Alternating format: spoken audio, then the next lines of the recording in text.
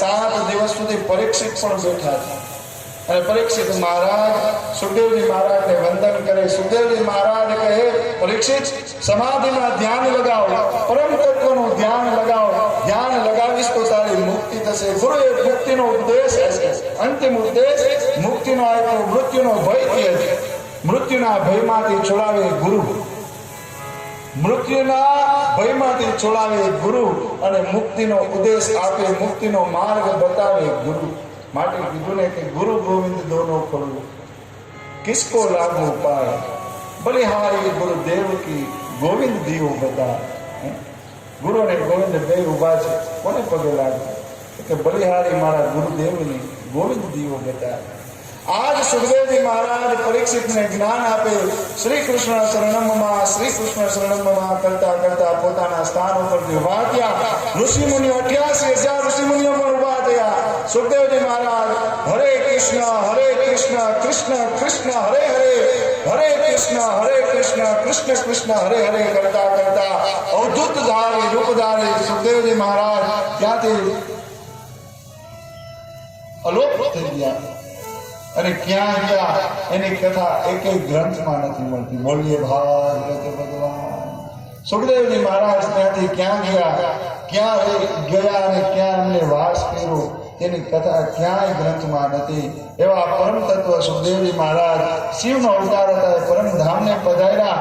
આપણે પણ સુખદેવજી મહારાજને પ્રણામ કરીએ કે જીવ માત્રનું કલ્યાણ કરવા માટે જે તમે અમને આ ગ્રંથ આપ્યો, આપણે પણ સુખદેવજી મહારાજનો જય જયકાર કરીએ. બોલીએ સુખદેવજી મહારાજ કી જય, સુખદેવજી મહારાજ કી જય. સુખદેવજી મહારાજ ત્યાંથી પસાર થઈ ગયા. આ બાજુ પરીક્ષિત મૃત્યુનો ભય થઈ છે. હવે મૃત્યુનો ભય નથી, મૃત્યુ આવતો હોય તો ભલે આવે. આવા ભાવથી પરમાસન લગાવી આંખોને પ્રાણનંદને આંખોને નાક ઉપર ધ્યાન કરી પ્રાણને હૃદયમાં સ્થાપિત કરી હરે કૃષ્ણ કૃષ્ણ કૃષ્ણ હરે હરેનો જપ કરે. એવામાં તક્ષક નાગ આવે છે કરડવા માટે. 7મો દિવસ થઈ ગયો. કારણ કે સમીકે કીધું હતું કે ઇતિ લંઘિત મર્યાદામ તક્ષકો સપ્તમે હણી.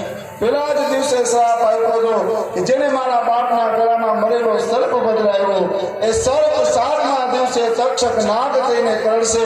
આજ નાગ તક્ષકનું રૂપ લઈ અને પરીક્ષિતને કરડવા માટે જાય. પણ રસ્તામાં જાતા જાતા આસ્તિકના દીકરા આસ્તિક ઋષિ ત્યાં બિરાજમાન હતા. આસ્તિક ઋષિના દીકરા કશ્યપ ઋષિ પણ ત્યાં બિરાજમાન હતા. નાગને કીધું, નાગ તમે જાઓમાં કરડવા, હું પરીક્ષિતને અમર વરદાન દેવા જાઉં છું. શું કીધું? હું પરીક્ષિતને અમર વરદાન દેવા જાઉં છું. એની પાસે અમૃત વિદ્યા હતી. એટલે તક્ષક નાગ કહે છે કે મારું દંશ આપેલો કોઈ જીવ બચતો નથી.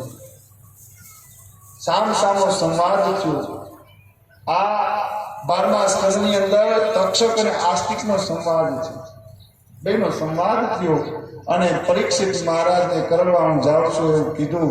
એટલે કહે છે કે હું પણ એને અમર કરવા જાઉં છું, ઉભા રહી જાઉં, હું એને સજીવન કરીશ. પણ તક્ષક નાગ કહે છે તો સામે લીલું ઝાડ છે ને, હું એને હમણાં જ ભસ્મીભૂત કરું. એક દંશ લીલા ઝાડને માર્યો, એ લીલું ઝાડ ભસ્મીભૂત થઈ ગયું. આવો તક્ષક નાગ. સામે આસ્તિક મહારાજ. કથા બહુ લાંબી છે પણ તમને ટૂંકમાં કહું. આસ્તિક મહારાજે હાથમાં જલ લઈ અને જેવું ઝાડ ઉપર ચાલ્યું, ઝાડ ફરી પાછું લીલું ચમ થઈ ગયું. તક્ષક કહે, અરે ઋષિ, ભગવાનના જે નિયત કરેલું શાસ્ત્ર છે એમાં તમે વિક્ષેપ ન પાડો. મારું કર્મ છે તેને દંશ આપો. બાકી તક્ષક કહે છે કે પરીક્ષિત તો અમર થઈ ગયા છે, હું તો નિમિત્ત માત્ર બનવા જાઉં છું. અને આસ્તિક મહારાજ ત્યાંથી પસાર થઈ ગયા. અને તક્ષક આજ સભા મંડપની અંદર નદીના કિનારા ઉપર, ગંગા નદીના કિનારે જ્યાં પરીક્ષિત બેઠા છે ત્યાં આવે છે. પરીક્ષિતને કહે છે, પરીક્ષિત સાવધાન થાવ, તમને દંશ આપવાનો સમય આવ્યો. પરીક્ષિત આંખો નથી ખોલતા અને તક્ષક જેવું દંશ મારવા જાય એ પેલા તક્ષક ઉપર પગ રાખી પરીક્ષિત મહારાજ સ્વધામ ગયા. આવી અમૃત રૂપી જેને કથા સાંભળી હોય, આવી અમર થવાની જે વાણી છે, વાણી જેને સાંભળી હોય, જીવને મૃત્યુનો ભય નથી રહેતો. પરીક્ષિત મહારાજને દંશ આપ્યો. જેવો તક્ષક મહારાજ નાગે તંસ આપ્યો અને પરીક્ષિત મહારાજ સ્વર્ગમાં સીધાવ્યા. દેવતાઓએ આકાશમાંથી દંડુકો વગાડી પુષ્પની વૃષ્ટિ થઈ. બધા કેવાલે બોલ્યા બોલીએ પરીક્ષિત મહારાજ કી જય. પરીક્ષિત મહારાજનો ઉદ્ધાર થયો અને